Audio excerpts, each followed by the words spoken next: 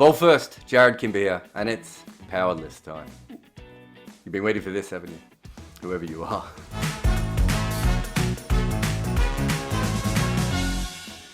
Remember, the power list is not a points table. You can find that on Google, I am reliably told. I'm looking at more than just wins and losses. Apparently today I'm looking at appendices as well. Appendix? Appendixes? Is appendix... Appendix... Appendi? Appendixes? Appendixes? Probably should look this up beforehand. So basically what I'm saying is if you win 3 games by a run and another team wins 2 games very easily by 50 runs and then collapse in the third one, I may think that the team who has won the 2 games very easily is as good, if not better, than the team who's won 3 games by a run. Does that make sense? I'm trying to look at the entire picture here, which apparently now includes my hands. But we are 7.5 games into the season. Well, 7 games for most teams and 8 for a couple of teams into the season. So I don't really have that much to go on. So obviously all 7.5, 8 games will be included, but I'll be leaning a little bit more towards recency bias because isn't that our favorite bias? The good news is that I've made these rankings so airtight that there's no way you'll be able to disagree with them. So you'll just be sitting there nodding. So I'm sorry if you get a neck injury from the whole time. But I will apologize again to certain people for getting their team too low. You know who you are, people who support the team. CHENNAI. Still number 1, I see. I mean, they smoked RCB in the top of the table clash, didn't they? And they got past Sunrisers, which I suppose is, you know, not great. And they really should have beaten Mumbai if it wasn't for Karen Pollard. There's nothing really that I've seen in them that suggests that they are not still the best operated, best run team.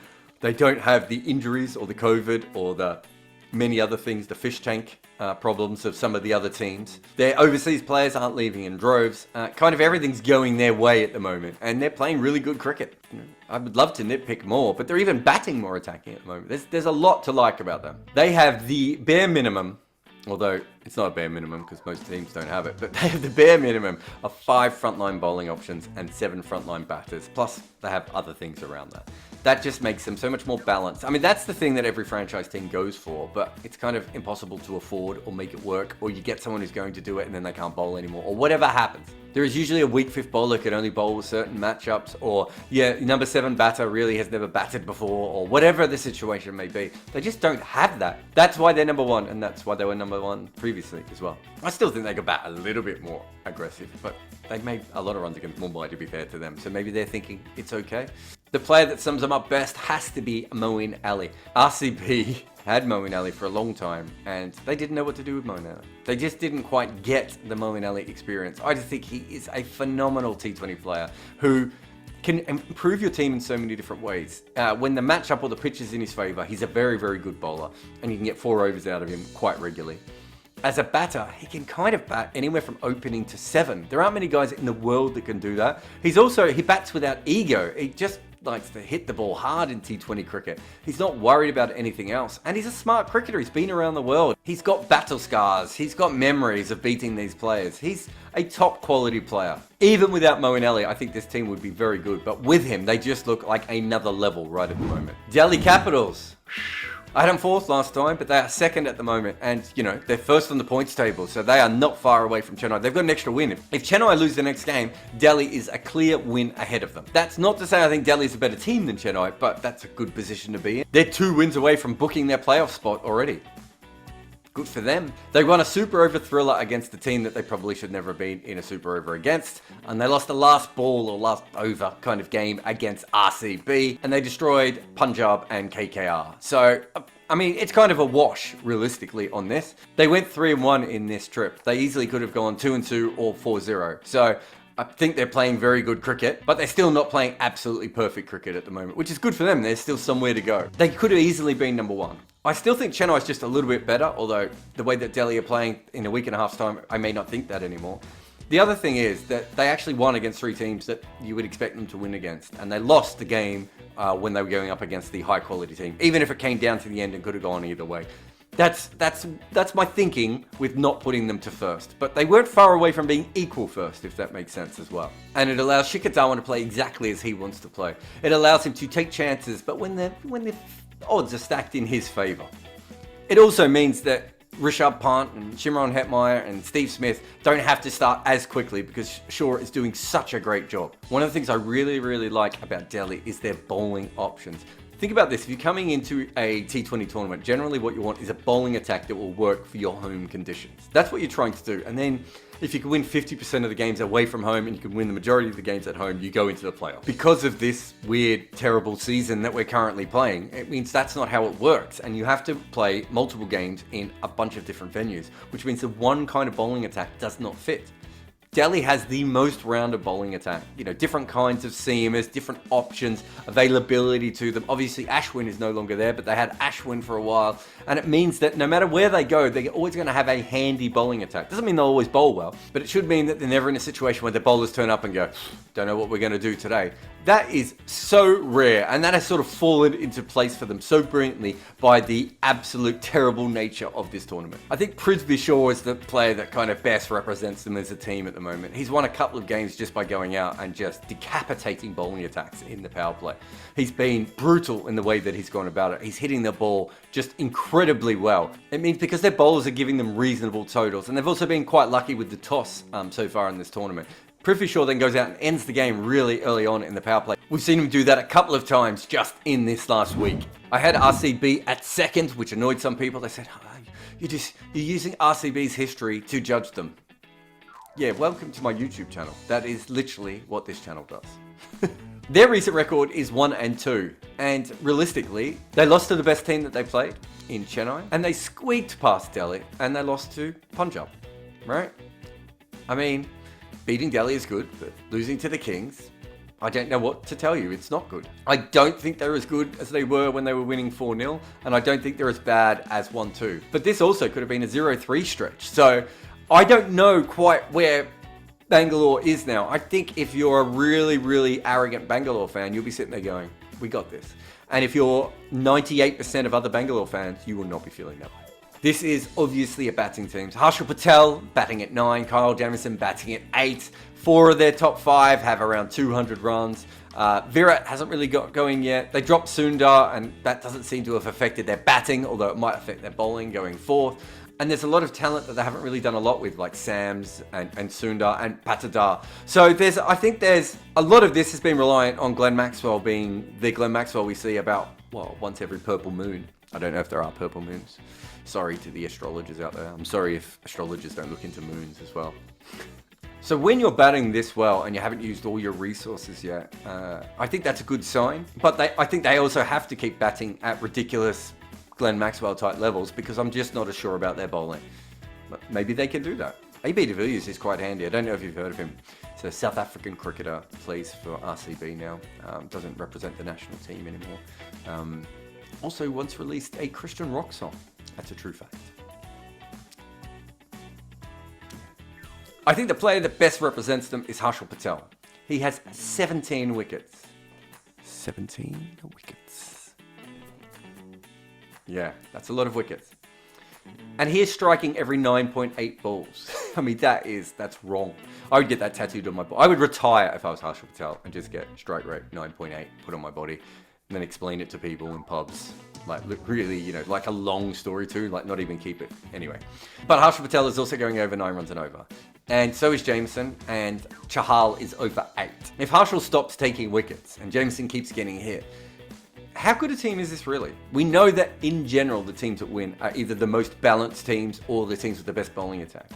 Bangalore isn't that. They might be the team with the best batting lineup. I think when it comes down to it, if you're an RCB fan, you can't be asked this question because there are too many scars. But if you're a non-RCB fan, if you're wondering how RCB is going to be going this season, you're basically wondering how Harshal Patel will be able to keep doing what he's doing. And if you believe in Harshal Patel, they're going to go far. And if you don't, it's not as good. Mumbai, I'm still a long way away from being able to tell where they are. I've got them at 4 because I think they are clearly better than the bottom 4 teams, but I also don't think they're quite as good as the top 3 teams at the moment either. Their recent record is 2-1, which sounds really good, but in that is a loss to the Kings. And, it's not even that they lost to the Kings. You can lose to a team. They failed to arrive to play that game, I think, is the bigger problem for them. If Mumbai and Bangalore were playing in a knockout game, hypothetically, who would you take? I think I'd still take Mumbai right at the moment. but Bangalore just looked like things are working a lot better for them. And one of Mumbai's innings was, I want to say fluky, which is completely unfair to Kieron Pollard and to the people who hired him and have stuck with him even through a couple of form fluctuations at times, because that is kind of the reason that you have Kieron Pollard in your team. But generally, you would expect a level of support like the Chennai guys gave to their players. And Kieron Pollard did not get that at all. So there was certainly a fluky aspect to that particular win, which is, it's sticking in my throat a little bit. So it was still a good win, and they still won 2-1, and yet I have actually moved them down in the table a little bit. But we're a long way knowing from what Mumbai is this year, and I think Mumbai doesn't know that. Hence why they dropped Ishan Kishan. It's a hell of a player to drop. Didn't he play for India recently? The weird thing about Mumbai really is that they are a very balanced team on paper, and it doesn't always feel that way right at the moment if you watch them. I mean, the fact that they had to drop Ishan Kishan for Jimmy Neesham, I know not like for like exact, but you know, more or less, sort of tells you that the team is just not quite functioning as they believe it should be. It feels like they're searching for the perfect lineup, and yet on paper, sometimes it kind of looks like they already have it, but that is not how they are playing this tournament. And even as they start to win, I'm not sure I feel that much more confident in them now than I did a week ago, but they are the Mumbai Indians, and so I'm not ready to write them off yet. Partly because I think they would have to play comically bad cricket not to make the playoffs from here. And if they play comically bad cricket to not make the playoffs from here, well, that will be fun. And if they make the playoffs and they're still struggling and they're fourth, everyone else is going to be nervous of them, so that will be fun. They could be the most fun team. And usually they're not the most fun team, are they? They're kind of a bit boringly good. It would be great if they're sporadic and, you know, a bit nutso. QDK has played slow at the start, made a few runs without blowing any doors off of any barns, and just been a little bit uninspiring. That's kind of Mumbai. I mean, you look on paper and you see his name and you're like, that's going to be, he's one of the most attacking, but he's probably the most attacking batsman in Test cricket. He's a change maker in almost every time he picks up the bat. Naturally aggressive and fun player. Is that what we've seen in this tournament? We've seen a couple of shots. He just looks a little bit jaded, and maybe so does the whole Mumbai team. I'm going to be completely honest here. Even I don't know how Rajasthan Royals are ranked 5th in my power rankings. They were 7th. You could have argued that was high. They might have even been 8th, but the recent record is 2-1. Their 2 wins come against fellow cellar dwellers who were either post or pre-implosion. And if you look at their record against the teams at the bottom of the table, they generally hold up pretty well against them. It's the teams at the top of the table that they struggle against. That's kind of what you're supposed to do, right? When they go up against a team that is fully functioning, that doesn't have any players who are missing because of fish tank injuries, or, you know, have broken their hand in the outfield, or have, or their backups have left, they play good cricket. But they're 5th because look at the teams that are behind them. Kolkata Knight Riders, I mean, you know, come on. Sunrisers, oh my. And KL Royal's appendix just exploded all over Punjab, right? There's a lot going on with those 3 other teams. Rajasthan kind of already had all those problems and have bounced back a little bit from them. Good for them. I do not expect them to ever be as high as 5th again at any time in this season unless the other teams remain absolutely awful. This is an injured team. They are neither a good batting or a bowling team. They do have good players who can do both of those roles. If you had Jofra and Morris together, that is a very nice seam bowling pair. If you had Stokes opening and Butler following Sampson, that's a very strong top 4. But they don't have any of those things, and so they're putting things together on the fly here. David Miller is having to bat in all sorts of positions, and he does not look happy. Mustafizur Rahman is really holding his own, but it looks like he's just hanging on, realistically, and he's no Jofra Archer. I think all things considered, they're doing brilliantly. It's just that those other things did actually happen to them. That's why they're sort of holding onto the side of the lifeboat, laughing at the other 3 teams that are drowning behind them. Shivam Dubey is the player that represents Rajasthan at the moment. They planned for one kind of team, and now are having to make do. Like, Shivam Dubey was their number 4. Think of some of the number 4s that there are in this league. He was there only as like a pinch number 4, like a permanent pinch number 4, which, now I've said it out loud, doesn't make sense, but I do like permanent pinch number 4. Permanent pinch number 4, new from Calvin Klein. Because essentially, Butler was supposed to bat 4, wasn't he? Think about it this way, Miller makes sense as a backup batter if they wanted someone at 5, 6, 7, to come in and smash the ball. He doesn't make sense at 4, but he had to bat 4. That didn't really work either. And if you look at Dubey's record, he came off on 1 innings, but he was really, really poor in the other innings. He's just probably not a good enough player to bat at number 4 right at the moment. He just looks a little bit too limited for that role. And so now they've had to drop him, and Parag has had to come in. That's 4 number 4s. Now, T20 teams do sort of change, and there are different patterns, and All these sorts of things come together in different ways. But they wanted Butler to be like Maxwell, and Maxwell has not moved from number 4 for RCB. Dubé was supposed to attack the spinners and ended up scoring around a run a ball. Miller was supposed to be their late order enforcer, and Parag is a baby in a position that goes to people like Kane Williamson. This tells you a lot of things have gone wrong for them. Shivam Dubé, I still think, has a future in this league. I don't think that's batting number 4 though. The last time we did this, the Kings were 8. Had KL Rahul not bust his appendix, I would have had them as high as 5th. I think they have earned the right to be 5th on this. Considering that they played 4 teams ahead of them on the points table, although it was hard for some of those teams to be behind them on the points table, and they went 2-2. I think that's an incredible effort from them. And for a long time, of the teams outside the playoff race, they were the only team who could pick all their players and wasn't about to sack their captain. I think so far they have been the best of the bottom tier teams. But part of the power list is looking forward, and they are not going to be playing with KL Rahul. And that is already evidently a problem with the team that they had to put out against Delhi. And if they weren't unbalanced before, I mean, they have lost a key organ in KL Rahul, and I don't mean an appendix. I don't know if you actually need appendixes. I don't know anything about appendixes other than my wife told me it's really painful and he probably won't play again this season. She's not a doctor, by the way. She's just a woman who once had the same thing happen to her. I mean, they were unbalanced before. They are still unbalanced now. They've got Milan and Gale batting at 3 and 4.